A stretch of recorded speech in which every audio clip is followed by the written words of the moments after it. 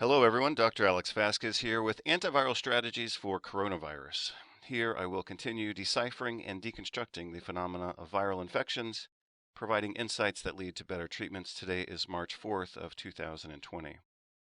Antiviral strategies for the so-called new coronavirus 2019-2020 context. Here we are yet again collectively acting like a bunch of scared idiots due to yet another international viral crisis.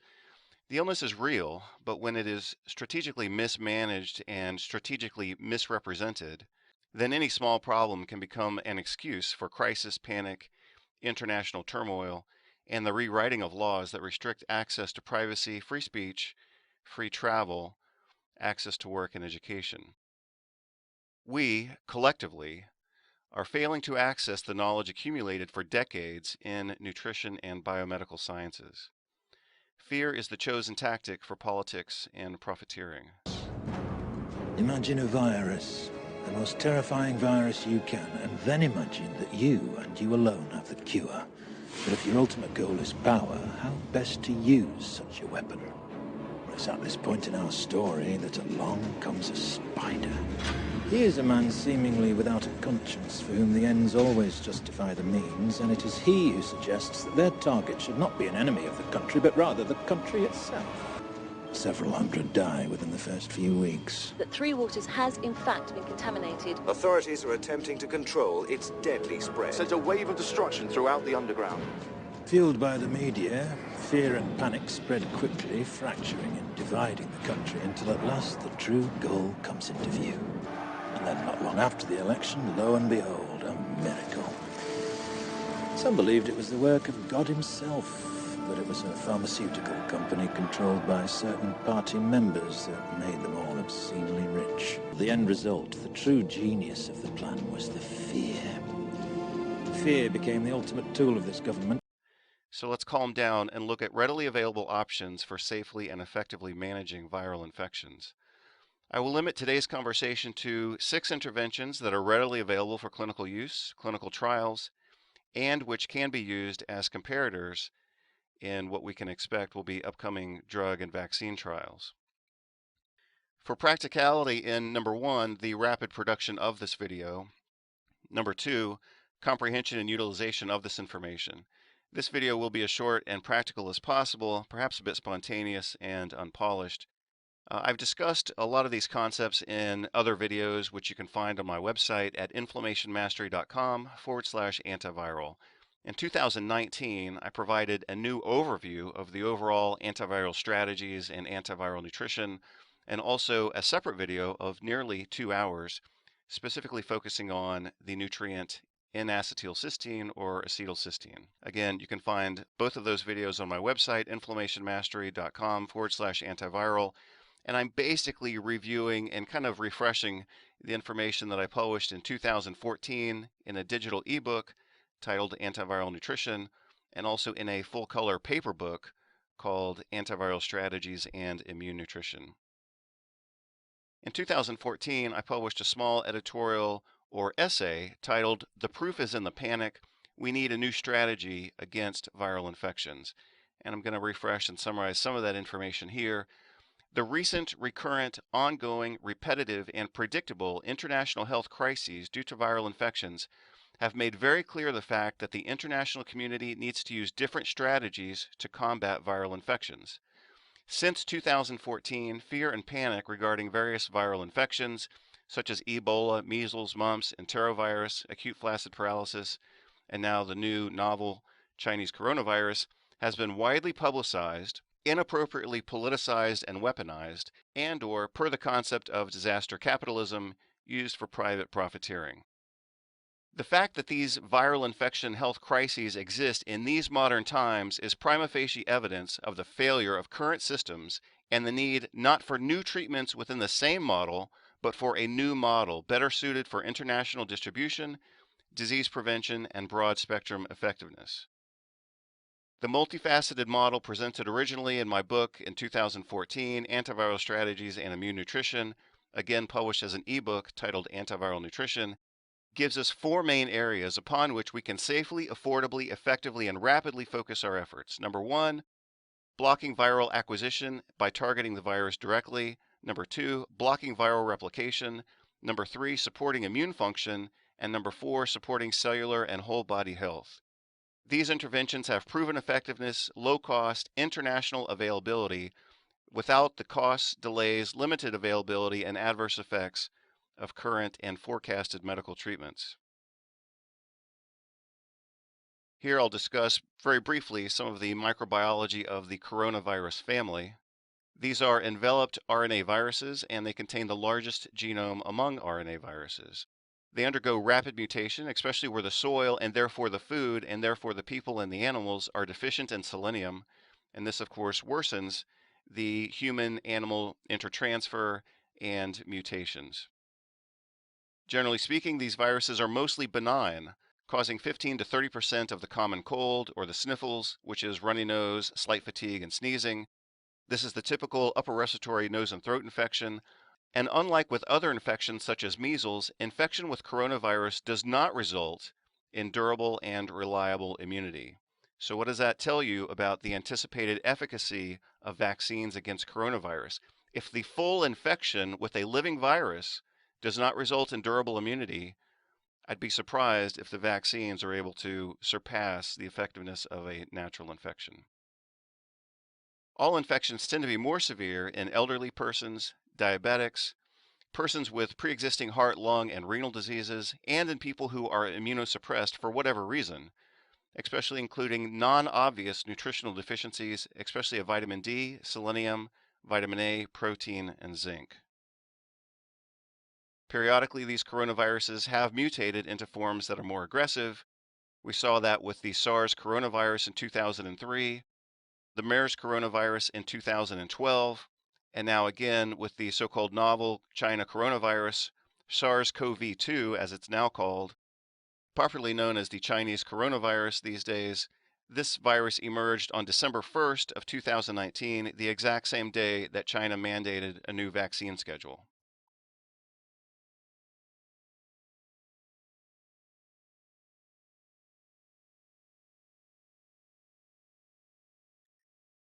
Here, very briefly, I'll discuss strategic failures of the medical paradigm, and especially, more specifically, in medical education. All consistently unaddressed failures are intentional failures. Consistent failures on anything related to nutrition, including but not limited to cardiovascular disease, diabetes, and obesity. Consistent failures in anything related to nutrition also applies to viral infections, as I'll show you throughout this video.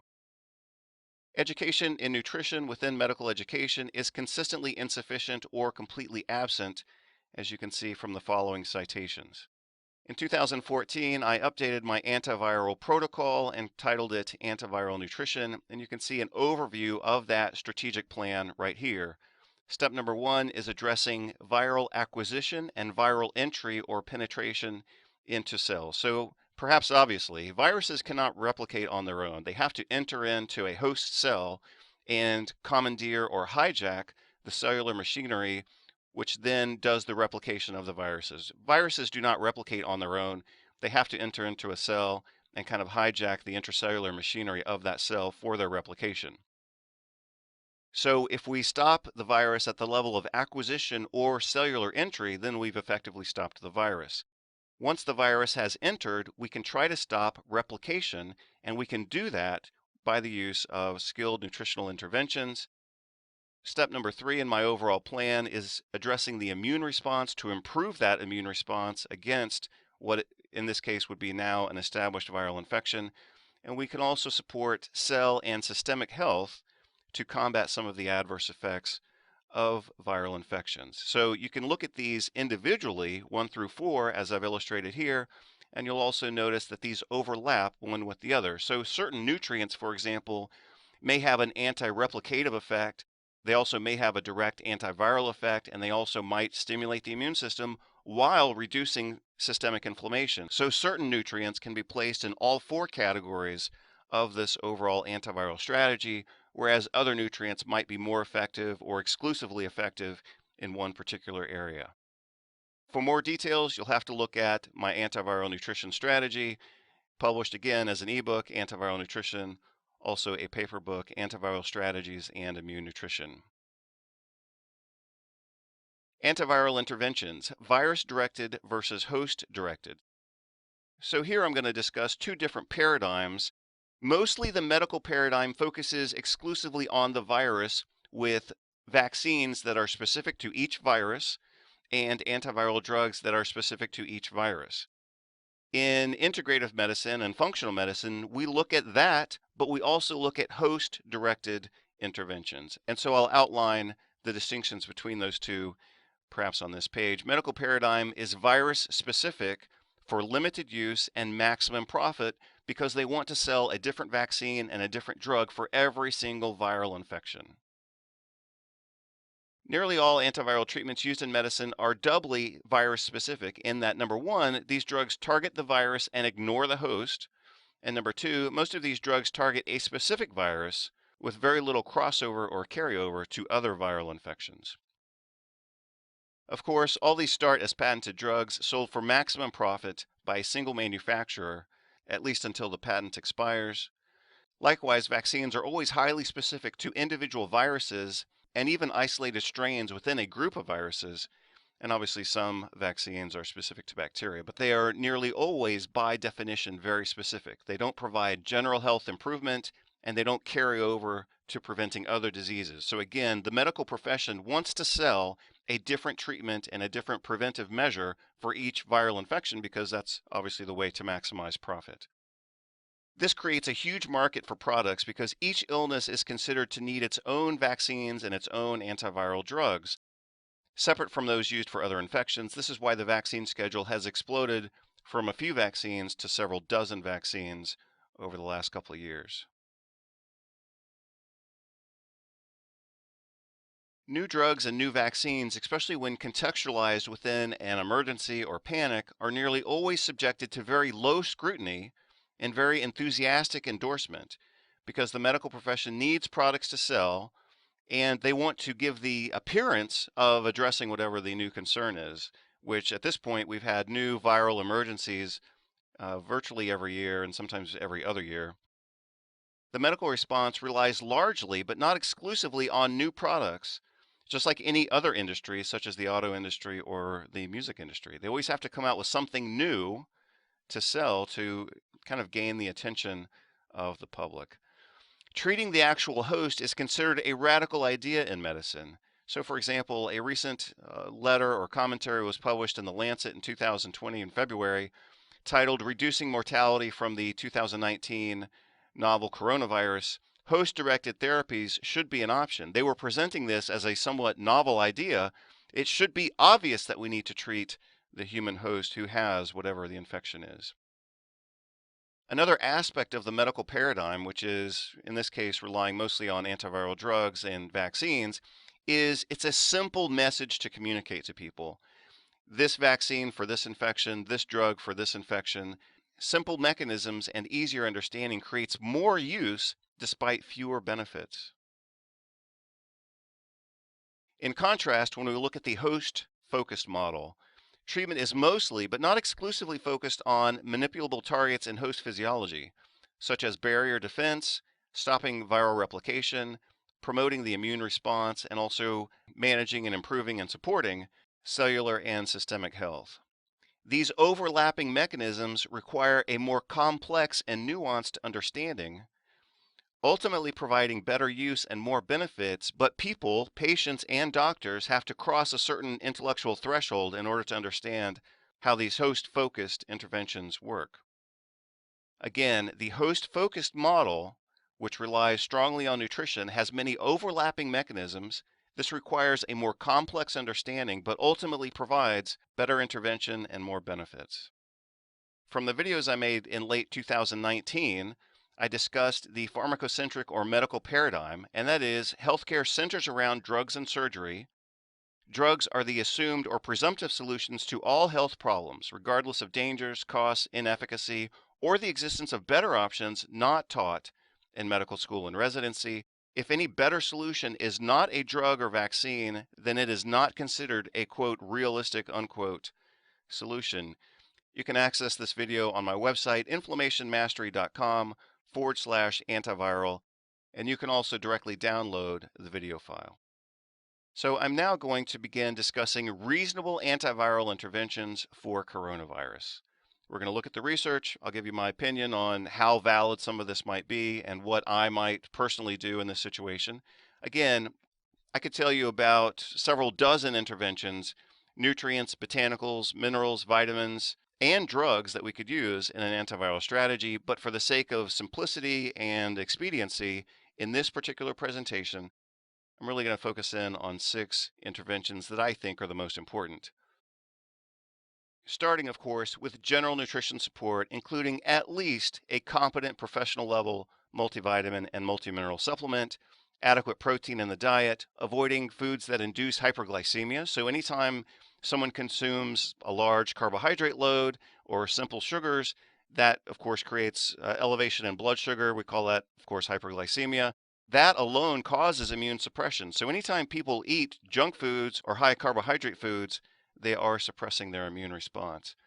Number 4 here, avoiding processed, low nutrient, high calorie, high carbohydrate foods. If people want to take vitamin C, sure, we could certainly support that. Possibly the nutrient supplement resveratrol might provide some benefit. We'll look at that research in just a moment.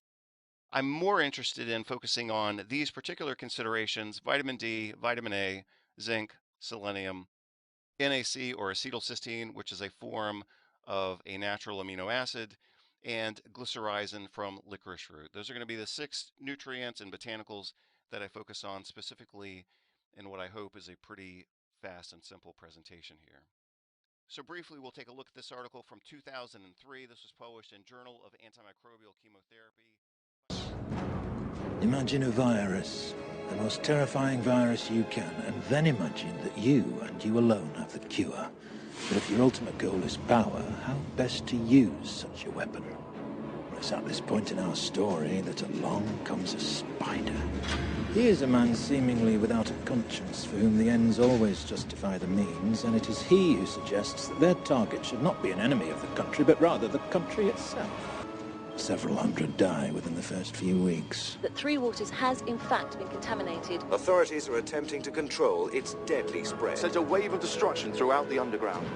Fueled by the media, fear and panic spread quickly, fracturing and dividing the country until at last the true goal comes into view. And then not long after the election, lo and behold, a miracle. Some believed it was the work of God himself, but it was a pharmaceutical company controlled by certain party members that made them all obscenely rich. The end result, the true genius of the plan, was the fear. Fear became the ultimate tool of this government.